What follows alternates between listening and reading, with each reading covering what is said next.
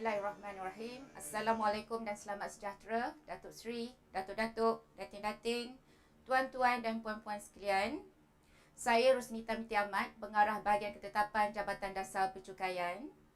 Ini merupakan inisiatif pertama Jabatan Dasar Percukaian dan Akademi Percukaian Malaysia untuk mengadakan sesi pembelajaran secara YouTube Arena Hasil. Pembelajaran ini juga merupakan era baru untuk generasi sekarang, dan JDP sentiasa berusaha untuk menggunakan pelbagai platform untuk memperkenalkan produk-produk JDP seperti ketetapan umum, garis panduan, nota amalan dan lain-lain. Ini juga merupakan platform untuk cawangan untuk memberikan komen, maklum balas berkaitan produk-produk JDP untuk penambahbaikan. Komen-komen tuan-tuan dan puan-puan sekalian sangat-sangat dialu-alukan. Dan puan boleh masukkan di dalam chat box ya. Tuan-tuan boleh masukkan dalam chat box dalam YouTube. Selepas taklimat ini, JDP juga akan ada perancangan untuk taklimat dibuat oleh bahagian-bahagian lain di Jabatan Dasar Percukaian, terutamanya mungkin daripada pengarah bahagian konsultasi galakan cukai yang akan bersara pada tahun ini. Saya juga maklumkan bahawa taklimat ini akan dikendalikan dalam bahasa Inggeris, kerana banyak terma-terma dalam KU ini lebih difahami dalam bahasa Inggeris, tetapi dua bahasa juga akan digunakan. Jadi saya berharap semuanya akan merujuk kepada KU bilangan 11 2018 semasa saya memberikan taklimat ini. Okey, kita pergi kepada slide pertama. So this is an overview of the public ruling. So public ruling 11 of 2018. This is actually replacing the public ruling of 1/2014, which is dated 23rd of January 2014. So the reasons why we have made amendments to the public ruling is due to the amendment to the Finance Act, which is with effect from 17th of January 2017, and also on the Income Tax Exemption number 9 Order 2017, which is PUA 323/2017, with effect from 6th of September 2017. This I will explain later in the next slides. And the importance to determine non-residents which are subject to Section 4 capital A of the Income Tax Act, as the non-resident persons would be subject to withholding tax under Section 109 capital B at the rate of 10% from the gross amount. So in a public ruling, we would have objectives and provisions of the law. So what is the objective of the public ruling? Firstly is to explain the special classes of income which is chargeable to tax under Section 4 capital A of ITA. And what is the deduction of tax from special classes of income? And what is the consequences of not deducting and remitting the tax from special classes of income? So the provisions of the law, those listed are the provisions which is related to 4 capital A, and also other provisions related to the 109 capital B. And the subsidiary law which we're going to refer under this public ruling is the Income Tax Exemption number 9 Order 2017, which is the PUA 323/2017. Okay, so that's the overview of the public ruling. In the normal circumstances, the public ruling should have the background, the objective, and what are the provisions of the law that explains the topic of the public ruling. Alright, so next, what does this public ruling actually explain is the special classes of income of Section 4 capital A, which is the income of non-resident person which is chargeable to tax in Malaysia if it is derived from Malaysia. Right? So when it is deemed to be derived from Malaysia, then who will be responsible? The payment responsibility to withhold will be the government or state government or local authority. Next will be the person resident in Malaysia. And next is the charged as an outgoing or expense business carried on in Malaysia. So as long as wherever payment that is charged as an outgoing or expense in relation to the rest of the criteria, then it will be subject to Section 4 capital A. So that's the provision of the law. So what comprises of section 4 capital A? We have paragraph 4A Roman 1, which is services rendered in connection with the use of property or rights, the installation or operation. Next is the 4 capital A Roman 2, amount paid in consideration of technical advice, assistance or services rendered in connection with technical management or administration. So I'm just going to explain here why does the word technical management or administration still exist here, because this public ruling of 11/2018 was issued on the 5th of December 2018, which is before the new law which we have amended in 2019. So this is the current law when we issued the public ruling. So the word technical still exists in this public ruling. We will amend the public ruling in this year to take out the word technical, which is in accordance with the amendment of 2019. Okay. Next would be the 4 capital A Roman 3, which is rent or other payments made for the use of any movable property. Alright, for 4 capital A Roman 1 and Roman 2, I have explained just now why did we amend this previous public ruling under this new public ruling, because effective from 17th of January 2017, income of non-resident person which is derived from Malaysia is chargeable to tax in Malaysia regardless of location where services are performed. So which means wherever it is performed, wherever the service is performed, whether it is outside or inside Malaysia, it will be taxable under 4 capital A. So that was the amendment that we have made on 17th of January 2017. Amended this law because we know that we have to be aligned with the international taxation. We need to ensure services being rendered, whether it is from outside or inside Malaysia, it should be chargeable to tax under section 4 capital A. This is more of, we have the digital taxation that is currently now being the issue internationally. So at least Malaysia has come to this position and we need to tax wherever services are performed.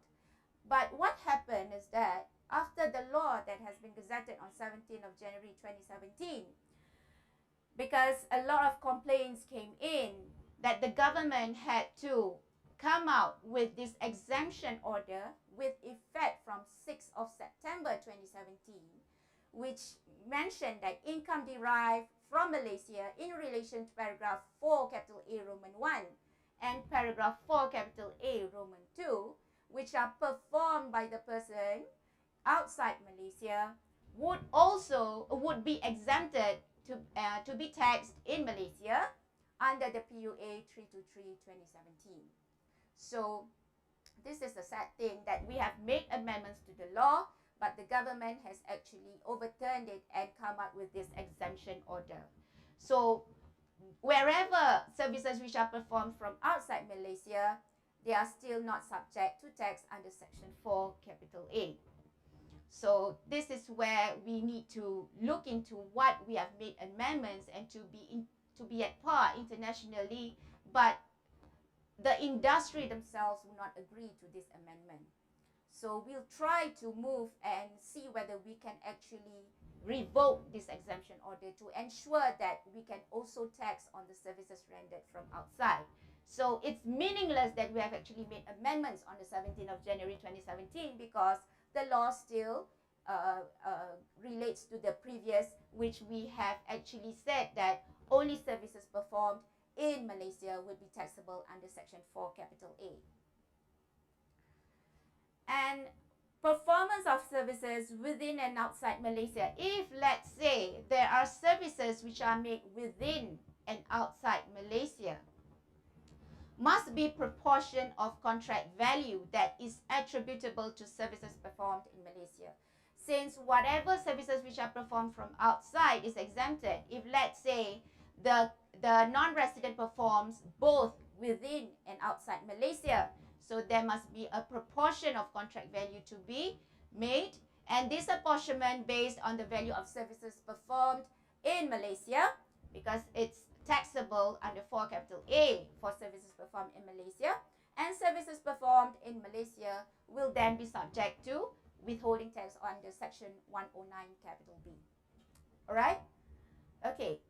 Next, what is under the paragraph 4 capital A1 of the Income Tax Act that explains services rendered in connection with the use or installation or operation of assets, where we have the use of property or rights, provision of personnel for advisory or supervisory services, and we would have the installation or operation of any plant, machinery, or other apparatus purchased. This is for installation and commissioning services. Alright, so it further explains the use of property or rights, provision of personnel for advisory or supervisory services. So the public ruling explains on the examples what does it mean by 4 capital A Roman 1 services. So A. Berhad bought a power plant from B Limited, a company resident in India, on 1st March 2017. So for this purpose, B Limited sent 2 of its engineers to Malaysia to supervise the installation and operation of the plant from 15th of April 2017 to 31st May 2017.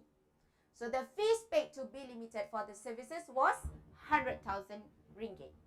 So what is the conclusion? The fees paid for services rendered by the employees of B Limited in connection with the installation of a plant purchased from B Limited are deemed derived from Malaysia and chargeable to tax under 4 capital A Roman 1 of the Income Tax Act. Right? So that's where the public ruling would explain on the examples of 4A1. And the gross amount paid to B Limited is subject to withholding tax under section 109B. This is the calculation of the rate of 10%, which is of the 100,000 ringgit. Right? So this is the first example. Next will be the installation or operation of any plant, machinery, or other apparatus purchased, or in relation to installation and commissioning of services. So the example given under the public ruling is Champ Limited, a company resident in India, sold 3 stainless steel boilers to Double Steels Berhad, a steel manufacturer in Malaysia, at a price of RM 1 million in March 2017. So it was agreed that an additional sum of 100,000 ringgit was payable to Cham Limited for the installation, services, and commissioning of the boilers in Malaysia and at the Malaysia company's branch in United States of America in April 2017. So the payment for services rendered by Champ Limited in connection with the installation and commissioning of a plant purchased from Champ Limited inside and outside Malaysia by Champ Limited are deemed derived from Malaysia and chargeable to tax under 4A1 of the Income Tax Act. So the gross amount paid to Champ Limited is subject to withholding tax under 109B of the Income Tax Act at the rate of 10%. So on whatever services which are performed in Malaysia will be subject to section 109B of the Income Tax Act. So this is the explanation under the 4 capital A Roman 1 of the ITA. We will take a break and I will then explain on the rest of the paragraphs. Thank you.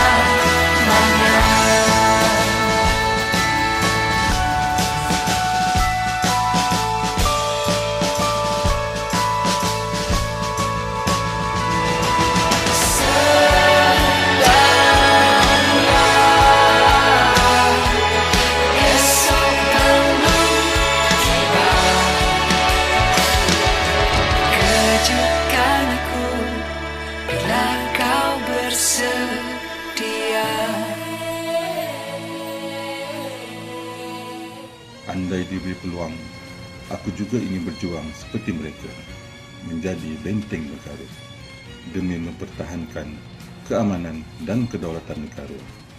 Kini, aku teruskan perjuangan dengan caraku sendiri. Aduh, kena potong. Tak apalah, demi negara.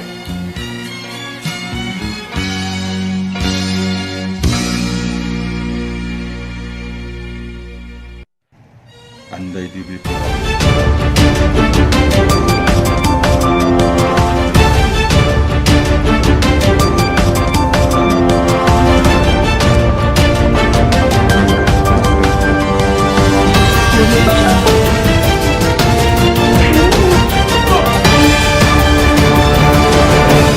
Tak apalah, demi negara. Alright, welcome back. So I'll continue, but first I will just repeat the example that has been given just now, right? So the installation and commissioning services, Sham Limited, this is a company resident in India, alright? So company in Malaysia, which is Double Steel Berhad, which is a steel manufacturer, so buys this boiler, okay, at RM 1 million, March 2017. So the additional cost of 100,000 was payable to Cham Limited for the installation services and commissioning of the boilers in Malaysia. So which means when they buy the boilers, there must be services and commissioning for the installation of the boilers. So the cost related to those services is amounting to RM 100,000, right? So the boilers are in Malaysia and at the Malaysia's company's branch in United States in April 2017, right? So this is Malaysia's company branch in the US, right? So the payment of services rendered by Cham Limited in connection with any installation or commissioning which is purchased from Cham Limited in and outside Malaysia by Cham Limited, okay, are derived from Malaysia. So whatever services which are performed in Malaysia in relation to the services and commissioning of the boilers in Malaysia will be subject to 109 capital B. If there are services which are performed from outside Malaysia, therefore it is not subject to 4 capital A due to the exemption order that has been issued. Right? Okay. We'll go to the next slide. Paragraph 4, capital A, Roman 2 of the Income Tax Act. Okay. Technical advice, assistance, or services rendered in connection with technical management or administration of any scientific, industrial, or commercial undertaking, venture, project, or scheme. So what I've explained just now, this is the current law when the public ruling has been published, which is on 5th December, without the amendments that we have made in 2019 budget. Okay. What does it mean by administration? Okay, so it includes management or administration services. So it can cover non-technical assistance, non-technical services, management and administrative functions. So this we have explained in this public ruling and also in the previous public rulings. In the public ruling, 4 capital A does not only consist of technical, although the word there is technical management, but it also covers the non-technical assistance, non-technical services, because it will be in connection with any scientific, industrial, or commercial undertaking, venture, project, or scheme. So it can be non-technical as well. So the management and administrative functions will be planning, direction, control, coordination. These are all examples, yeah? Accounting, financial management, consultation, labor negotiations. Because we know multinationals would have lots of management and administrative functions that they pay to their counterpart outside Malaysia. So that's why we have made amendments to this law, because we want to ensure that the base erosion of profit shifting is being curbed by the amendment, so that we make sure that all the multinationals will then be subject to Section 4 capital A. But The sad thing is because of the exemption order, we can't still tax them. So technical management includes the passing over or utilization of expert or specialized knowledge, skills, or expertise. This would be provisions of marketing, consultancy, and legal services, supply of technical and software personnel, intercompany technical services, and technical support such as testing and calibration. This is also where the loophole for multinationals, where they have intercompany services which they pay in huge amount every year, right? So this is the 4 capital A Roman II kind of services. You can also refer to the public ruling, right, which explains further in paragraph 7 what does it mean by management and marketing services. What does it mean by consultancy services? We have a lot of examples in the public ruling. So please refer to the public ruling for further clarification and also illustration. Then we have the paragraph 4 capital A Roman 3 of the Income Tax Act.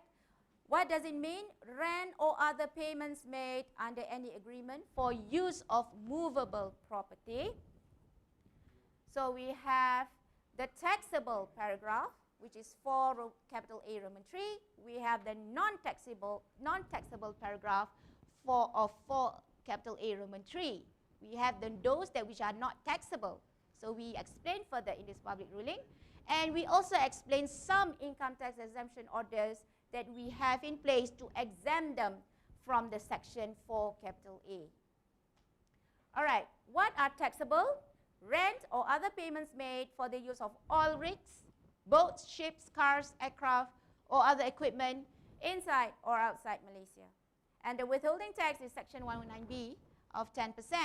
And we have examples in the public ruling which can cover the slot hire charter, leasing of ships or aircrafts, time charter, voyage charter. We know leasing of ships and aircrafts, we have lots in Labuan, but we also have income tax exemption order that exempts them from this section 4 capital A Roman 3.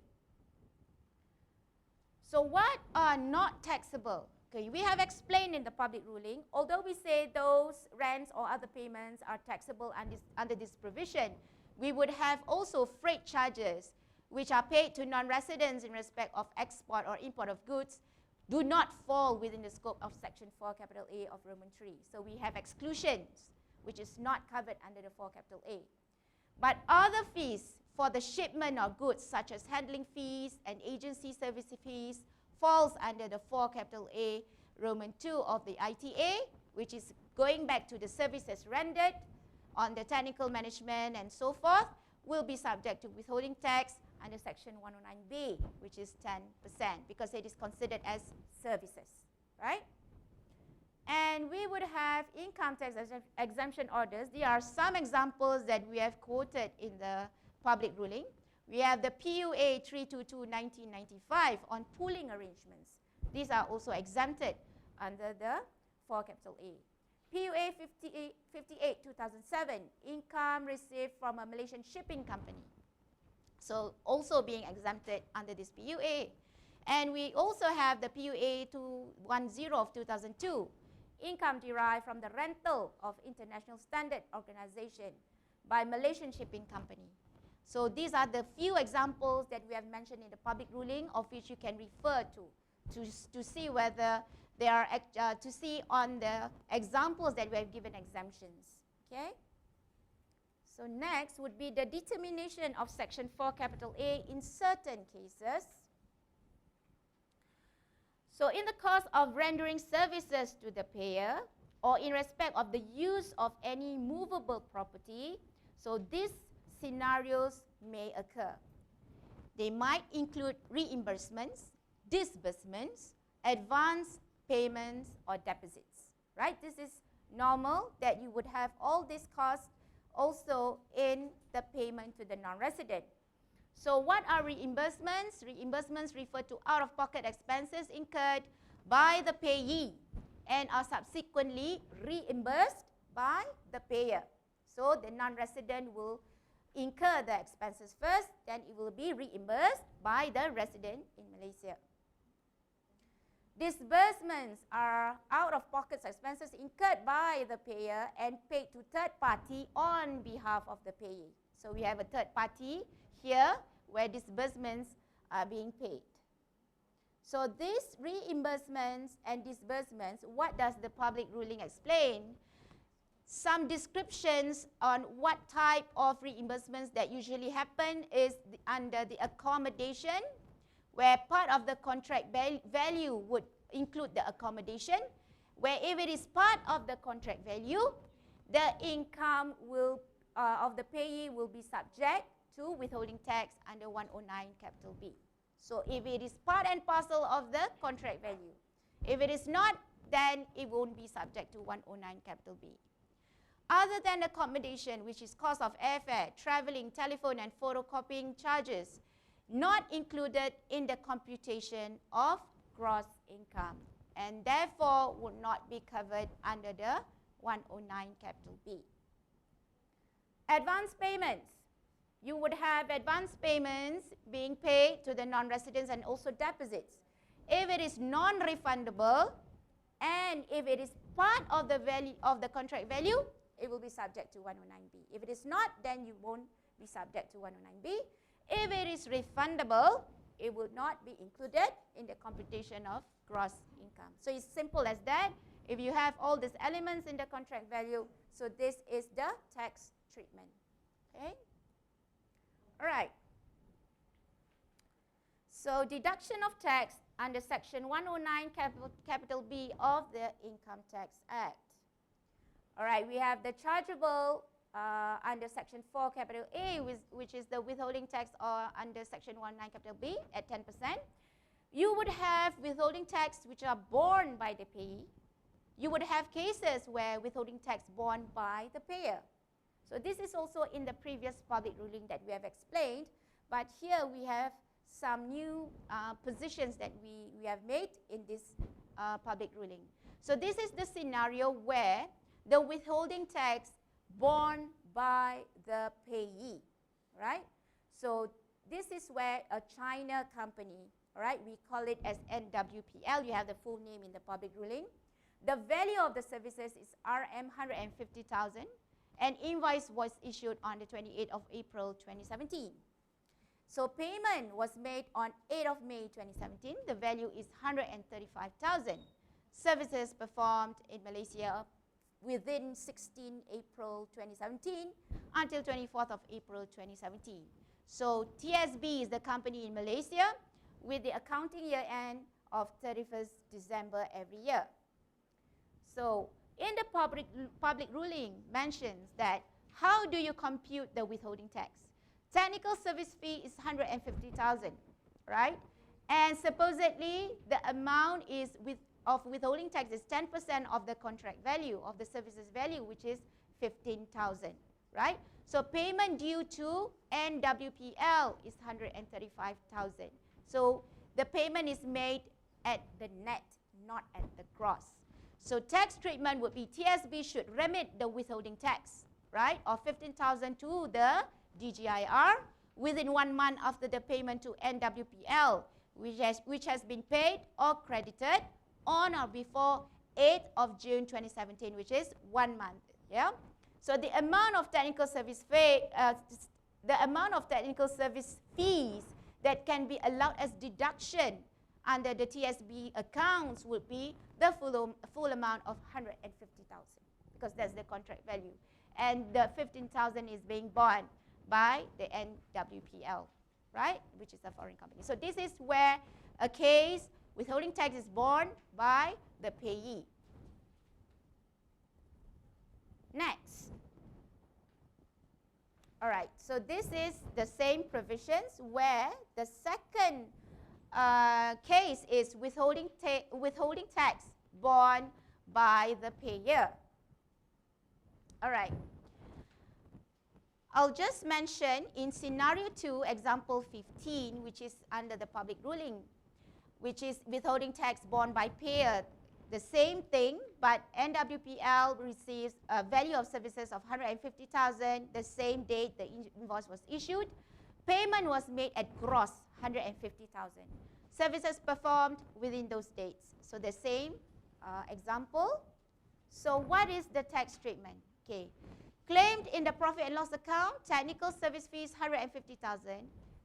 It is added on the withholding tax. Just now you less the withholding tax. Now this is added on the withholding tax, which is 15,000.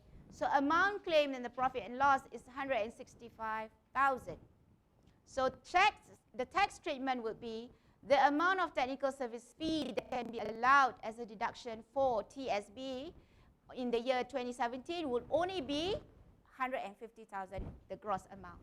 The withholding tax borne by NWPL of 15,000 is not an allowable expense because it is not wholly and exclusively incurred in the production of its gross income, because this is not under the normal circumstances whereby the payer has to bear the withholding tax. Usually when a company negotiates with another company outside Malaysia, it would have included all these elements in the normal business circumstances. So this is not the usual circumstance, so therefore it is not wholly and exclusively incurred in the production of its gross income. So I just need to highlight here in this public ruling that effective from the date of the publication of this public ruling, which is 5th December 2018, that the payment made to non-resident need not to be regrossed to determine the amount of withholding tax. Okay, I know there are a lot of issues here whereby in the previous public ruling we have mentioned that the taxpayers have to regross on this issue of withholding taxes borne by the payer, right? So which means they have to pay 165,000. The 10% will be on the 165,000 instead of 10% out of the 150,000. You can look into the previous public ruling of 2014. The example is the same, but they have regrossed the amount, and the 10% have to be out from the 165,000, right? So that's where what we have made a stand in this new public ruling is that effective from this public ruling 5th December 2018, any payments made to the non-resident need not to be regrossed anymore following the previous public ruling. Alright? Okay. Yeah, that's a question. Alright? According to the PR dated 5 December 2018, Right. regross tak perlu lagi, Yeah. tapi tarikh terpakai untuk transaksi bayaran dibuat kepada non-resident, Right. atau tarikh itu adalah remission of the cukai pegangan kepada LHDN. Okay. Alright. This is a very popular question. When we mention 5th December 2018, this date relates to what? The payment made to the non-resident ke atau when it is being remitted to DGIR? We go back to the section 109B. What does it say? Okay, it says that any payment made to non-residents that they have to remit to the DGIR within 1 month, like what I've mentioned just now. So the date of 5th December 2018 is actually the day that the company pays to the non-resident. 1 month after that, they have to remit. So if, let's say, a company pays to the non-resident 15 December 2018, do they need to regross or not? They don't have to regross because it's after the date of 5th December. But if the payment is made to non-resident is, let's say, on 1st December 2018, then the regrossing has to be done according to the previous public ruling. Okay? Okay.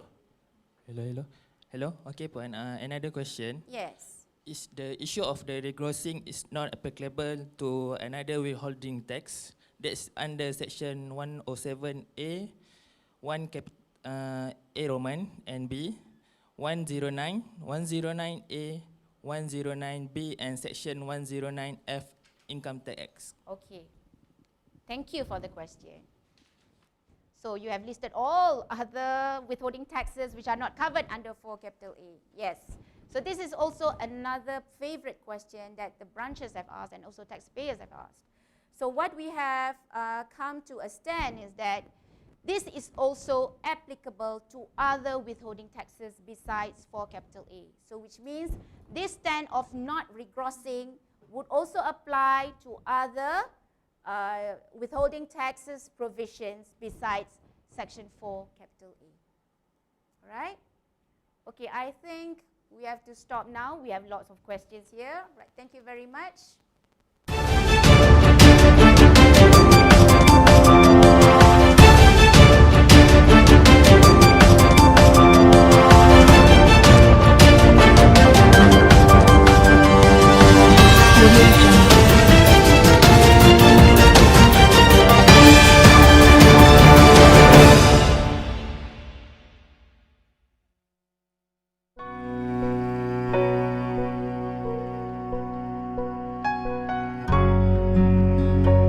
Nama aku Adam. Apa yang aku ucapi sekarang ini bukanlah mudah.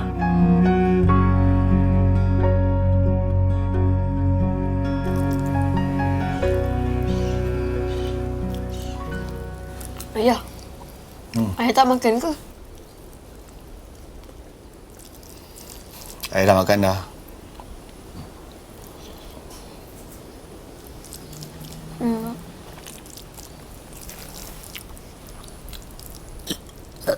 Alhamdulillah. Ayah, ayah dah kenyang lah. Mari.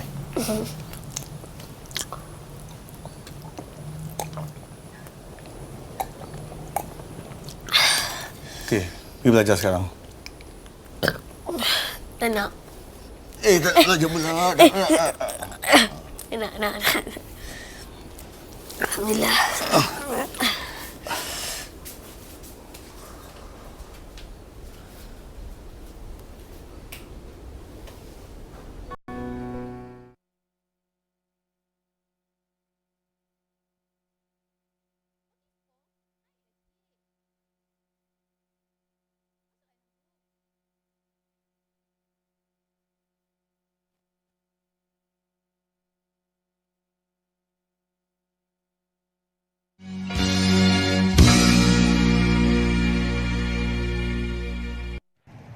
Andai diberi peluang, aku juga ingin berjuang seperti mereka, menjadi benteng negara, demi mempertahankan keamanan dan kedaulatan negara.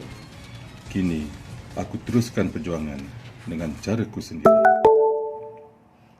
Aduh, kena potong. Tak apalah, demi negara.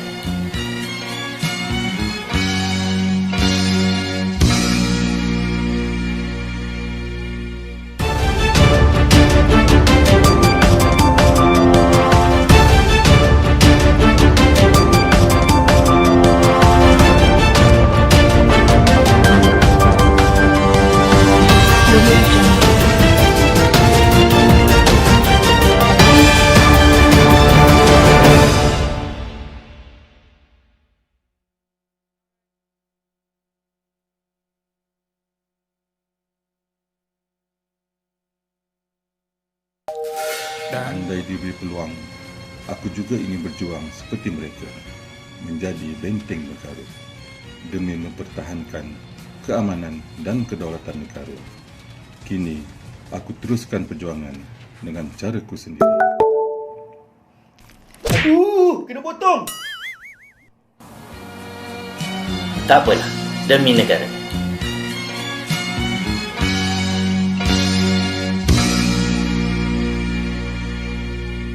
你成交报税表格了吗？你报税时是否遗漏了申报额外收入，还是你明知故犯，装作不知道呢？凡是你有额外的收入，无论是租金、佣金，又或是你从事补习行业、路边摊生意、网络买卖或电子召车服务等等，一律都需要向税收局申报哦。因此，还没报税或是漏报税的你可要注意了。政府如今推行了可减低罚款的自愿申报特别计划，政府希望透过此特别计划能减低人民的负担，并鼓励更多国人自动缴税。若你自愿申报遗漏的收入，罚款将降低至10%至15%。倘若被税收局发现你没有如实报税，将面对80%至300%的逃税额罚款。那什么时候可以开始申报呢？从2018年11月3日起至2019年1月30日。或浏览税收局官网或者可以找他搜的1208或者打客户热线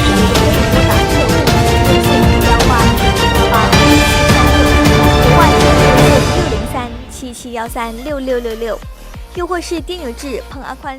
Welcome back. So now we're going to continue on the operation side, which is when does the withholding of the 1 month starts and what happens if there's any public holidays that falls into those dates. So first, a payer or person carrying on a business in Malaysia, so the responsibility to deduct and remit. Clarification on due date of payment is if the last day is Saturday or Sunday or public holiday, the following working day considered as the due date for payment, right? So period to remit payment, which is 1 month after paying or crediting the event, right? And if there's a failure to deduct or remit, it will be increased by 10% of the amount of withholding tax fails to pay. Disallowed payment, Section 4 capital B, as an expense in the computation of the adjusted income. If you do not withhold, it will be not a deductible expense, right? And penalty under Section 1132 will then be imposed. This is with effect from 1st January 2011. So appeal by payer or under Section 109 capital H. 30 days from the date the amount is due to be made to the DGIR, except if the non-resident person has filed an appeal to the Special Commissioner in relation to the payment under Section 4 capital A. And payment, Section 4 capital A, to the non-resident has been disallowed as a deduction, and the withholding tax due has not been paid. So this is with effect from 1st January 2013 on the appeals that the payer can make. For application for relief under Section 131 capital A that we have made amendments in Budget 2017, this is with effect from 1st January 2017. Within 1 year after the end of the year the payment is made, then these non-residents can actually apply for a relief, right? So this is the operational part on the payment side, and what happens if payment is not made, and if, let's say, the taxpayers want to appeal, how does the appeal goes through, okay? So this is the slide explaining on this. We would also have deductions under this, under the 109 capital B of the Income Tax Act. We have tax incentives. Deductions disallowed under paragraph 39(1)(f) and under the other paragraphs, which are not applicable to. So these are the provisions we say that 39(1)(f), 39(1)(l) are not applicable to a payer who enjoy tax exemption under the Promotions of Investments Act (PIA), or any incentives under paragraph 1273B or subsection 1273 capital A, Minister's Power, right?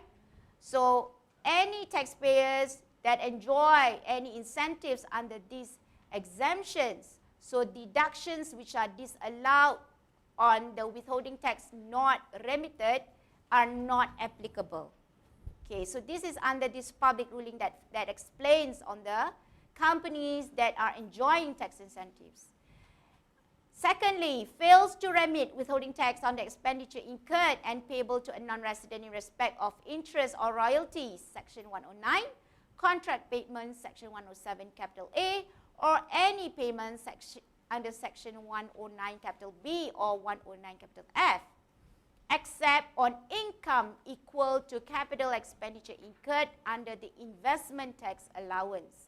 So we have exceptions there that for any incentives which is covered under the income tax allowance, this allowance under these paragraphs are applicable to them. So you have those which are exempted under the minister's power for exemption of income, because we know we have two kinds of incentive. Exemption of income, which is you exempt the income of the company, or you would have exemption of income equivalent to the capital expenditure incurred. So we have two kinds of incentives.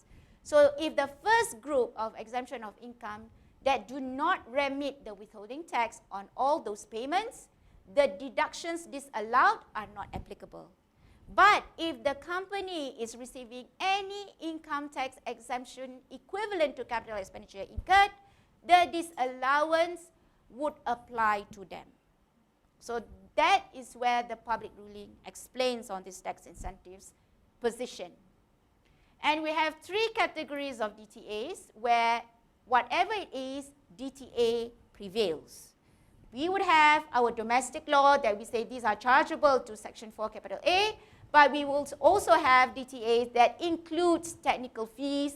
Fees for technical services article would be subject to withholding tax in Malaysia. If DTAs do not have any technical fees or fees for technical services article, then they would refer to the royalty article or other income article or income not expressly mentioned article wherever it is applicable. Okay? So Malaysia has not entered into a DTA, or there is a limited DTA with a particular country. The domestic law of Malaysia shall prevail, right? And we would also have mutual understanding specific to the DTA between Malaysia and Australia. So this is one of the examples that we have mentioned in the public ruling to explain on the position of DTAs. Okay? So we have an example here, which is example 22 of the public ruling. This is on the computation of the additional assessment for year of assessment 2015. So you would have a deemed assessment, 250,000 of this company. So tax payable will be 1 million out of the 25% out of the 1 million, which is the 250,000. So that's the deemed assessment. So then it is being audited by RBM. So there's an additional assessment. So the chargeable income is now chargeable income is still 1 million, but there's a technical service fee where this company has not complied to withhold. So there's a 50,000 technical service fee. So this will be a non-deductible expenses under the 39(1)(j). So late payment penalty, because since this is not deductible, so there's a late payment penalty of 2,500. And this is not deductible because this penalty is not incurred wholly or exclusively incurred in the production of gross income. So the adjusted chargeable income will be 105,500. So tax payable at 25% would be 263,125. The original tax payable is 250. So tax undeclared is 13,125. So penalty of 100% is imposed. So additional tax payable will be 26,250. So this is the computation total sum due to the government, which is the 5,000 plus the increase of 10% penalty. It will be 5,500. Okay, so Malaysia, the Section 109B, the company has not complied, so that's the 5,000 ringgit has to be remitted, and in October 2016, the field audit has been conducted. So this is the scenario where they have not remit and they have not withhold on this case for the 52,500 technical fees paid together with penalty. Okay, so this is just one example. We have other examples in the public ruling of which you can refer to as well.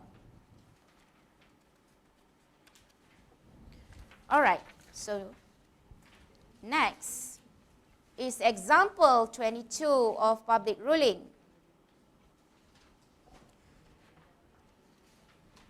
So what happens, the computation on the total sum due to the government, which is the 5,500 ringgit, DTA between Malaysia and India, since this is an Indian case. So Article 11 says penalty charges for late payment shall not be regarded as an interest for the purposes of Article 11. Thus, there is no withholding tax imposed on the amount of the late payment of 2,500. So these also lies on the DTA with the respective countries. Under the domestic law, Section 4B stated late payment interest is interest income under Section 4 small c, therefore 109 capital B applicable. But since DTA with India says it's not interest, so therefore there's no withholding tax that has to be remitted. Okay? So in the absence of a DTA between Malaysia and the country, the Malaysian law shall prevail. The domestic law will prevail. Okay? So next is the example 26, of which adjusted income after audit is 350,000. The technical service fee is 200,000 added on because it has not been withheld.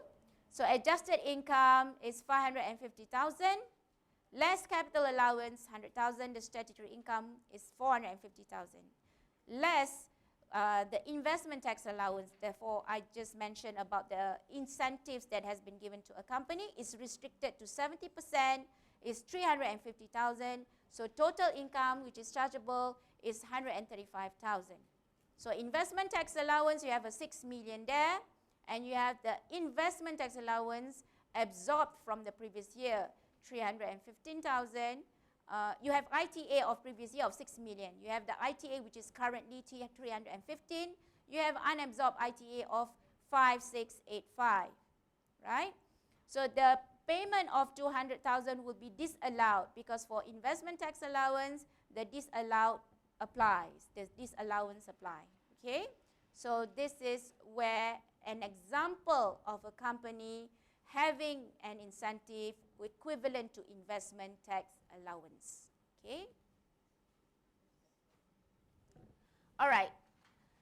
I think we take a break before I move on to the 15A amendments of 6 September 2017. Thank you.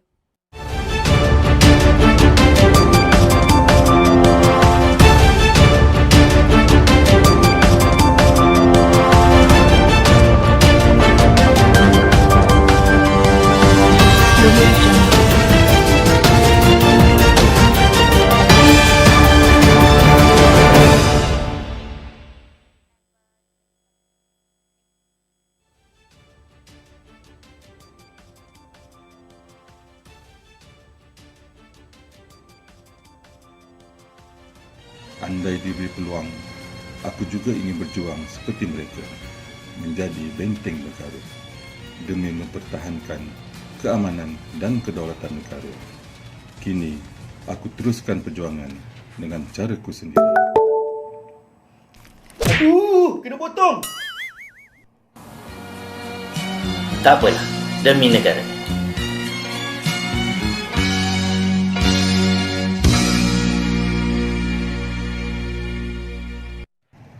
Andai diberi peluang, aku juga ingin berjuang seperti mereka, menjadi benteng negara, demi mempertahankan keamanan dan kedaulatan negara. Kini, aku teruskan perjuangan dengan caraku sendiri. Kena potong! Tak apalah, demi negara. Datang meniup awan, buka mata, biar ku lihat semula. Bawakan air, layarkan bahtera, di dada ini tersimpan sakitnya. Tali yang ku pegang hayun sekata, yang buruk berkata dengan indahnya.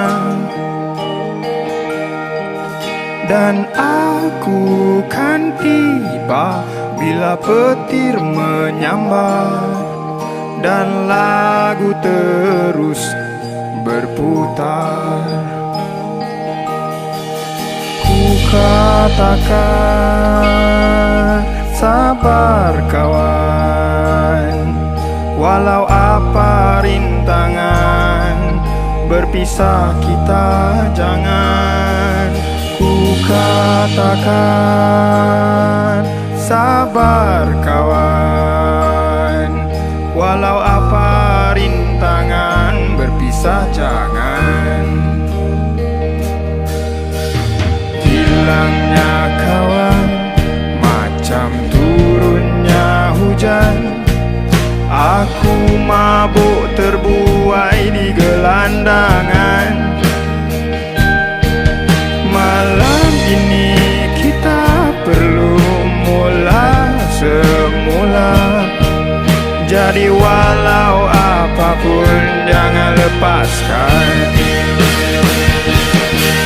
Jika kita mampu terapu, terbang ke termenung tinggi dari sukar. Hakislah aku di dalam hujan. Hakislah aku di dalam hujan. Ku katakan sabar kawan, walau apa rintangan, berpisah kita jangan. Ku katakan sabar kawan, walau apa rintangan, berpisah jangan. Ku katakan sabar kawan, walau apa rintangan, berpisah kita jangan. Ku katakan sabar kawan, walau apa rintangan, berpisah jangan. Walau apa rintangan, berpisah jangan. Kawan.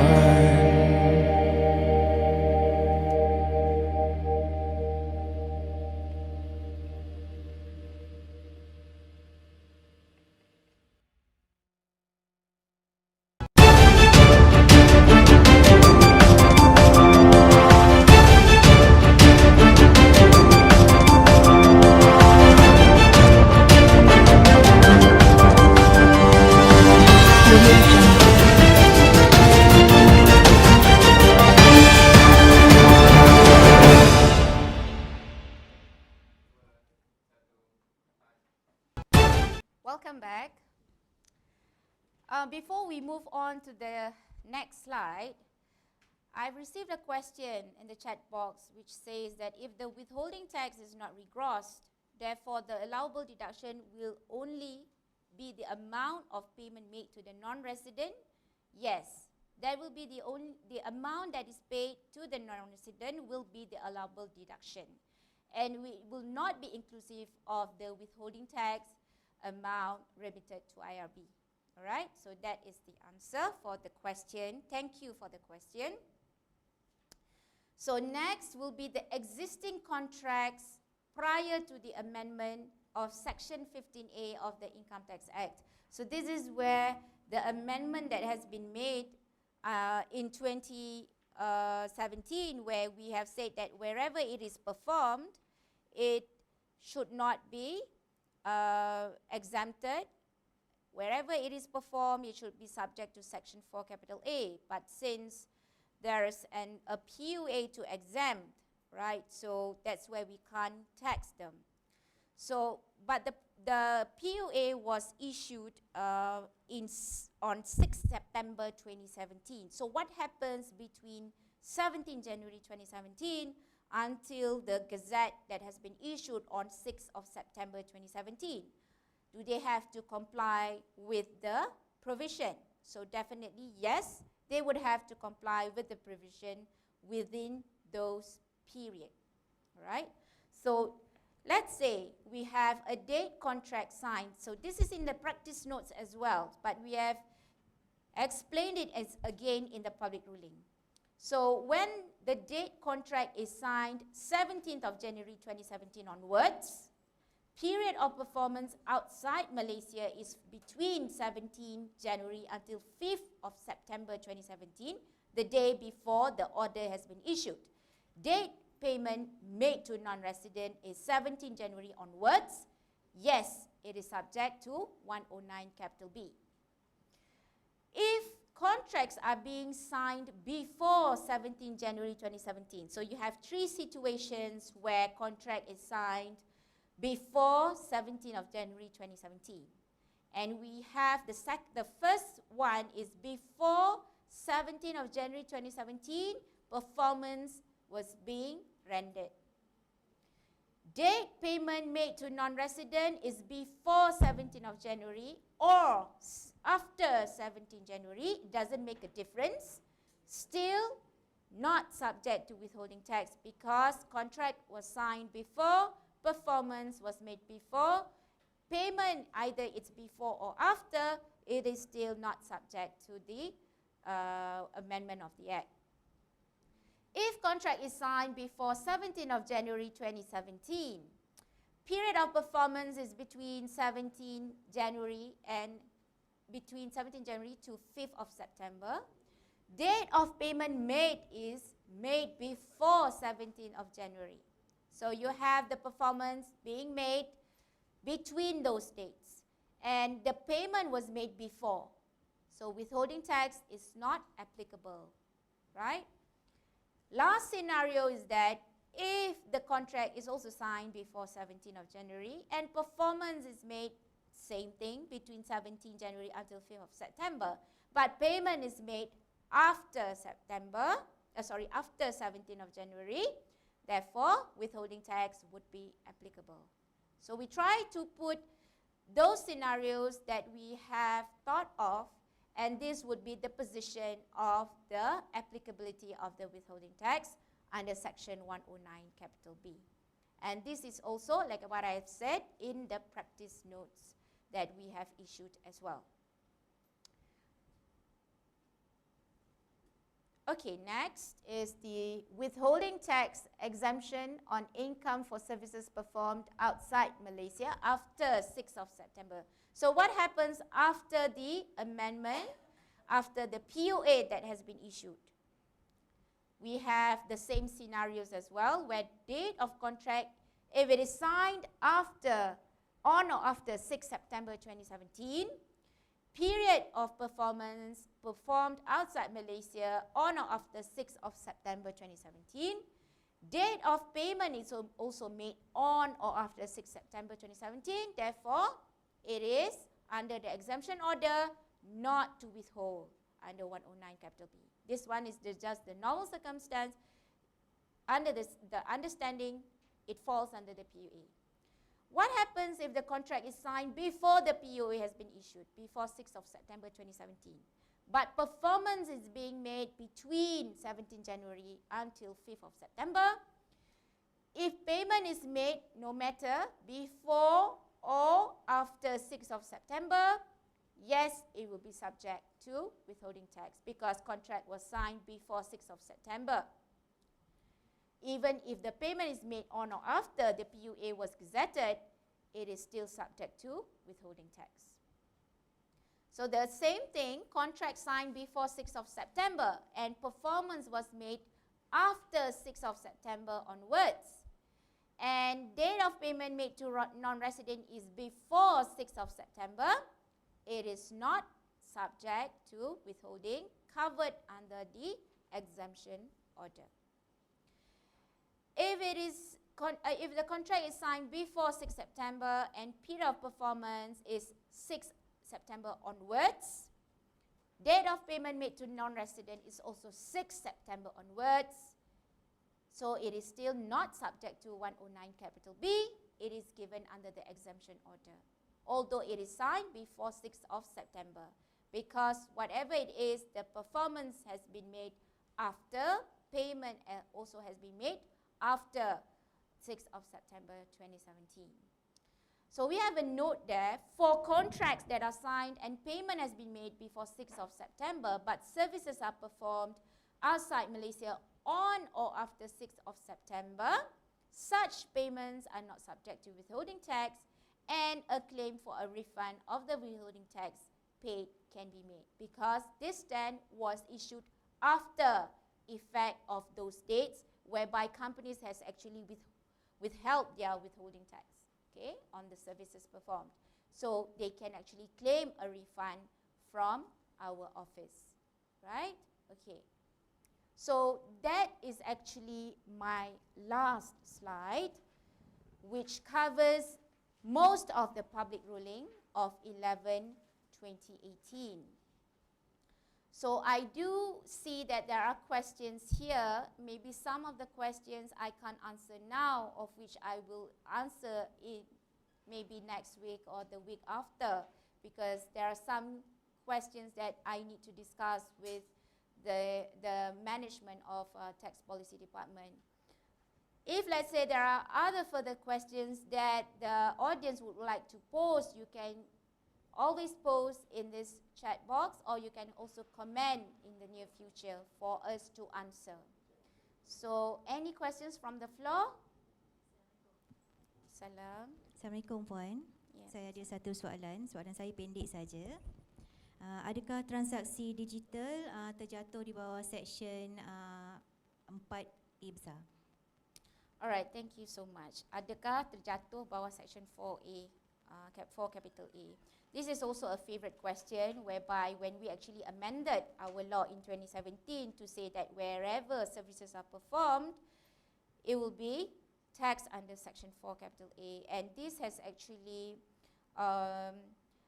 menjadikan kerisauan lah kepada taxpayers, especially those which have online transactions, online services being given under platforms. So they would ask whether they do fall under Section 4 capital A, since our law has also been amended to say that it does not cover technical, it can also cover non-technical.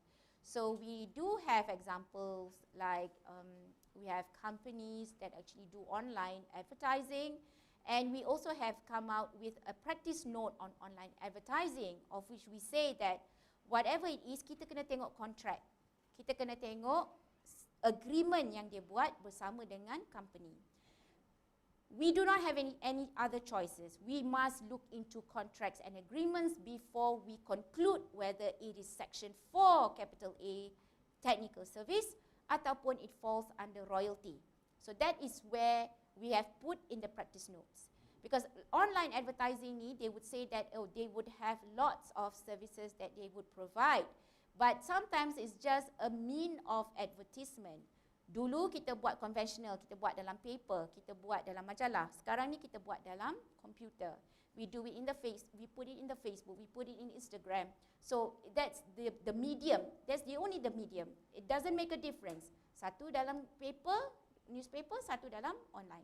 So why now if it is online, I terkena bawah 4 capital A ataupun royalty? That is not fair. But we have to see what kind of service that they perform, because that's why I said whatever it is, you have to go back to the contract or the agreement that has been made. If it is skewed to royalty, then royalty would be charged, right, to the company, because it's the right to use of using that platform. They make payments to that for that usage. But there might be cases whereby they are only providing a service for them to put their advertisement in the platform. They can't make any amendments or adjustments to the advertisement. It is already a standard advertisement there. So that's where we say that it falls under 4 capital A as a service. So that is one of the digital transactions that we have explained in the practice notes on digital advertising. But there are other cases where they might not fall into those criteria of which they are still not in the net of our taxation. So that's why now we are looking into our guidelines of digital economy, and also we have forwarded for the Minister of Finance to also look into the policy, and we are also part of the Action 1 BAPS that we have to look into on this international developments on digital transactions. So itu je yang saya boleh jawab buat masa ni. So I guess this would be the end of my presentation for this topic of Public Ruling 11/2018. I believe this is the first, and we will continue to have this, dan saya juga di bahagian ketetapan akan merancang untuk membuat juga taklimat selain daripada taklimat yang lain berkaitan dengan KU-KU yang kami keluarkan, which is the latest, untuk menerangkan apa dia pendirian yang LHDN telah buat.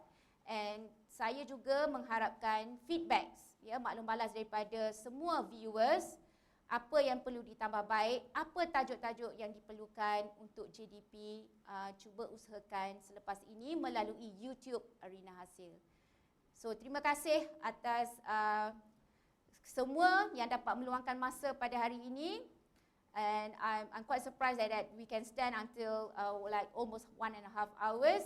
So thank you very much to everyone and hope to see you again.